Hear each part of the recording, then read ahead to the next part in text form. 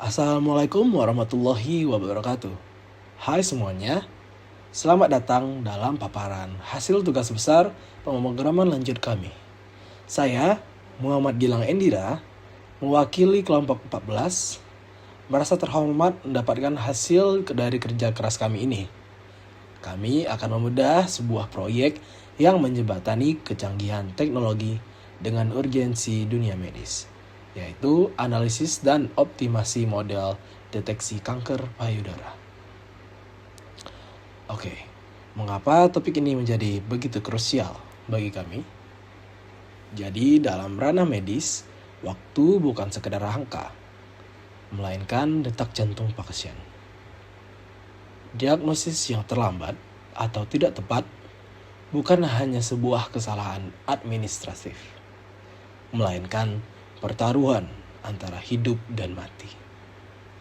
Dalam pengembangan machine learning, seringkali kita terobsesi mengejar angka akurasi yang tinggi. Namun dalam kasus kanker, kami menyadari bahwa ada musuh yang lebih jauh berbahaya daripada sekadar ketidaktelitian, yaitu false negative. Melalui video presentasi ini, kami akan membawa Anda melihat perjalanan teknis kami. Mulai dari titik terendah saat model kami mengalami kegagalan fatal, hingga akhirnya kami berhasil membangun sistem yang dapat mendeteksi yang sangat handal dengan tingkat akurasinya yaitu mencapai 97%.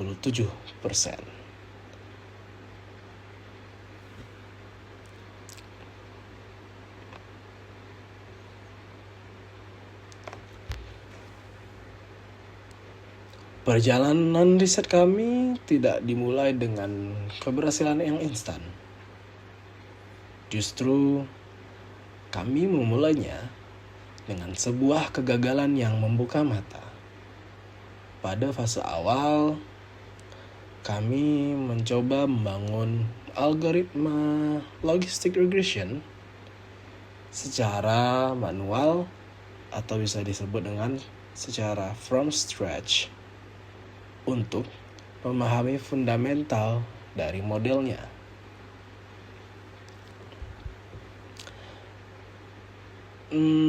Secara statistik, model ini menghasilkan akurasi sebesar 63,16%. Bagi mata awam, angka ini mungkin cukup terlihat baik untuk percobaan yang pertama kalinya. Namun, bagi seorang praktisi data, angka ini adalah alarm bahaya yang menyala merah. Ketika kami membedah performa model tersebut melalui confusion matrix, kami menemukan kenyataan yang mengerikan. Model kami mengalami kegagalan fungsi total. Nilai recall-nya adalah 0%. Ini berarti dari sekian banyak pasien yang sebenarnya memiliki kanker ganas atau juga yang disebut dengan malignant, model kami memprediksi mereka semua sebagai pasien yang sehat. Setelah melakukan investigasi mendalam, kami menemukan akar masalahnya, yaitu adalah ketimpangan data, skala data yang sangat ekstrim. Bayangkan sebuah algoritma yang harus memproses fitur area dengan nilai ribuan bersandingan dengan fitur smoothness yang nilainya hanya 0, sekian. Tanpa proses feature scaling yang benar, algoritma kami menjadi buta Ia hanya mempedulikan angka-angka besar dan sepenuhnya mengabaikan detail-detail halus yang sebenarnya merupakan ciri kunci dari sel kanker itu sendiri. Selanjutnya akan dilanjutkan oleh Jia. Sebelum memodelkan data, tahap ini dikenal sebagai Sebelum melakukan optimasi apapun pada model, kami kembali ke prinsip dasar dalam machine learning, yaitu memahami data sebelum memodelkan data. Tahap ini dikenal sebagai Exploratory Data Analysis atau EDA. Dataset yang kami gunakan merupakan Wisconsin's Breast Cancer Dataset yang terdiri dari 569 sampel medis yang masing-masing mewakili hasil ekstraksi ciri sel kanker dari citra mikroskopis. Setiap sampel diklasifikasikan ke dalam dua kelas, yaitu benign atau jinak dan malignant atau ganas. Dari grafik distribusi diagnosis terlihat bahwa 62,7% data termasuk kategori jinak, sedangkan 37,3% sisanya termasuk kategori ganas. Distribusi ini relatif seimbang sehingga model tidak secara otomatis terdorong untuk memihak salah satu kelas. Kami kemudian menganalisis distribusi fitur-fitur utama seperti radius mean, area mean, dan perimeter mean. Dari histogram dan box plot ini terlihat bahwa sel kanker ganas secara konsisten memiliki nilai rata-rata yang lebih tinggi yang mengindikasikan ukuran sel yang lebih besar dan struktur yang lebih tidak beraturan. Pola ini menunjukkan bahwa secara medis terdapat perbedaan karakteristik yang cukup jelas antara sel jinak dan sel ganas. Dengan kata lain, dataset ini sebenarnya sudah menyimpan informasi diagnostik yang sangat kuat. Namun, EDA tidak hanya berhenti pada identifikasi pola, tapi juga pada pengenalan potensi masalah. Ketika kami menganalisis heatmap korelasi, terlihat bahwa banyak fitur memiliki korelasi yang sangat tinggi satu sama lain. Fenomena ini dikenal sebagai multikolinearitas, di mana beberapa fitur membawa informasi yang hampir sama. Dalam konteks logistic regression, kondisi ini dapat menyebabkan model menjadi lebih tidak stabil karena perubahan kecil pada data dapat menghasilkan perubahan yang besar pada parameter model. Lebih lanjut, kami juga menemukan adanya perbedaan skala yang sangat ekstrim antara fitur. Sebagai contoh, fitur area mean memiliki rentang nilai hingga ribuan, sementara fitur smoothness mean hanya bernilai koma. Temuan inilah yang menjelaskan mengapa model awal kami gagal total dalam mendeteksi kanker ganas. Model bukan tidak akurat karena datanya buruk, tetapi karena data tidak dipresentasikan dalam bentuk yang adil bagi algoritma. Kesimpulan dari tahap EDA ini adalah bahwa dataset memiliki kualitas yang sangat baik, kaya akan pola medis, namun memerlukan tahap praproses yang tepat agar model mampu belajar secara optimal. Dengan pemahaman mendalam terhadap data, kami kemudian masuk ke tahap optimasi model. Fokus utama kami adalah menghilangkan bias numerik akibat perbedaan skala fitur yang sebelumnya menyebabkan kegagalan model. Langkah pertama adalah menerapkan feature scaling menggunakan standard scaler. Metode ini mentransformasikan setiap fitur sehingga memiliki rata-rata 0 dan standar deviasi 1 tanpa mengubah bentuk distribusi data.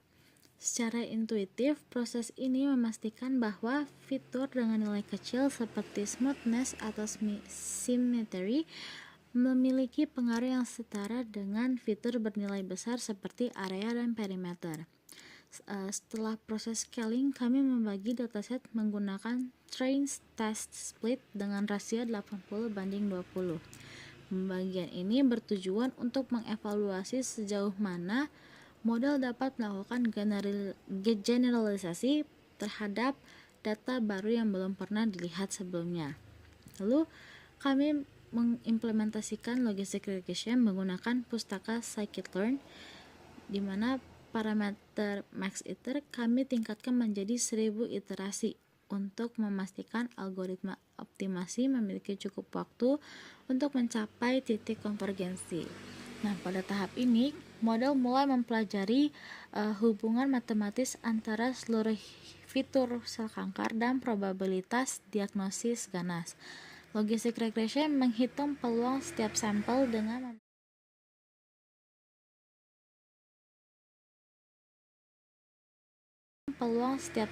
dengan memanfaatkan fungsi sigmoid yang memetakan nilai linear menjadi probabilitas antara 0 dan 1.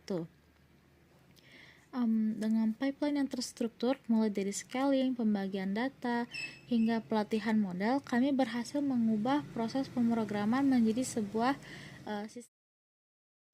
Kita masuk ke bagian analisis hasil dan dampak klinis. Sekarang mari kita masuk ke inti dari pembuktian eksperimen ini, yaitu hasil transformasi data terhadap kinerja model. Silahkan perhatikan tabel perbandingan atau visual grafik yang ada di layar. Hasilnya sangat mengejutkan. Setelah kita menerapkan fitur scaling, akurasi model kita melonjak secara drastis. Yang dari awalnya hanya mampu mencapai 63%, kini model kita berhasil menembus angka 97,37%. Ini bukan sekedar kenaikan angka, melainkan lompatan kualitas dari sebuah sistem yang menebak-nebak menjadi sistem yang memahami. Namun, dalam dunia medis, akurasi umum bisa menipu. Kita tidak boleh berpuas diri hanya dengan melihat akurasi total. Metrik yang kami paling pedulikan dan yang menjadi jantung dari deteksi kanker adalah recall atau sensitivitas. Mengapa? Karena tugas utama kita adalah menemukan mereka yang sakit, bukan sekedar menebak mereka yang sehat. Mari kita bedah data uji atau tes data yang berjumlah total 114 data pasien baru ini secara perlahan. Pertama, untuk pasien sehat, model berhasil mengidentifikasi 70 orang pasien sehat dengan tepat. Ini sangat baik untuk mencegah kecemasan yang tidak perlu. Kedua, dan yang paling krusial, untuk pasien kanker, dari total 43 orang pasien yang sebenarnya mengidap kanker, dalam data uji, model kami berhasil mendeteksi 41 orang diantaranya dengan benar sebagai positif kanker. Coba kita bandingkan dengan kondisi sebelum optimasi. Sebelumnya, angka false negatif, yaitu pasien kanker yang salah didiagnosis, sebagai orang sehat mencapai 42 kasus. Itu adalah angka yang sangat berbahaya. Namun sekarang, lihat perubahannya. Kami berhasil menekan angka false negatif tersebut secara signifikan. Dari 42 kasus, menjadi hanya tersisa 2 kasus saja. Secara matematis, ini berarti kita telah mencapai tingkat sensitivitas hingga 95%. Dalam konteks medis dan klinis, makna angka ini sangatlah dalam. Penurunan false negatif berarti sistem yang kami bangun sekarang jauh lebih aman dan dapat diandalkan. Ini meminimalkan risiko fatal di mana seorang pasien kanker dipulangkan ke rumah dengan diagnosis sehat yang salah. Sistem ini siap menjadi asisten yang tangguh bagi dokter dalam melakukan screening awal. Sebagai kesimpulan akhir dari penelitian kelompok 14 ini, proyek ini memberikan sebuah pembuktian empiris yang kuat. Kami belajar bahwa keberhasilan sebuah model tidak semata-mata terletak pada kecanggihan algoritma yang dipilih, tetapi lebih kepada bagaimana kita memperlakukan data tersebut sebelum diproses. Dalam kasus ini, teknik feature scaling terbukti menjadi kunci utama atau game changer. Teknik ini berhasil mengubah model yang awalnya buta terhadap pola data akibat perbedaan skala menjadi model yang sangat presisi dalam membedakan sel kanker dan sel sehat. Data yang bersih dan terstandarisasi adalah fondasi dari kecerdasan model. Tentu saja, perjalanan inovasi ini tidak berhenti di sini. Kami menyadari masih ada 2 kasus false negatif yang lolos dari deteksi. Oleh karena itu, pengembangan di masa depan kami sangat menyarankan eksplorisasi menggunakan algoritma berbasis ensemble seperti random forest atau gradient boosting. Algoritma ini memiliki karakteristik yang lebih kuat dalam menangani kompleksitas dan data nonlinear dibandingkan logistik regression tunggal. Dengan harapan kita bisa mengejar angka false negatif hingga mencapai titik nol mutlak atau sempurna. Akhir kata, kami dari kelompok 14 berharap penelitian kecil ini bisa menjadi inspirasi mengenai betapa besarnya peran teknologi dan mesin learning dalam membantu sisi kemanusiaan, khususnya di bidang kesehatan. Terima kasih banyak atas perhatian dan waktu yang telah diberikan kepada kami.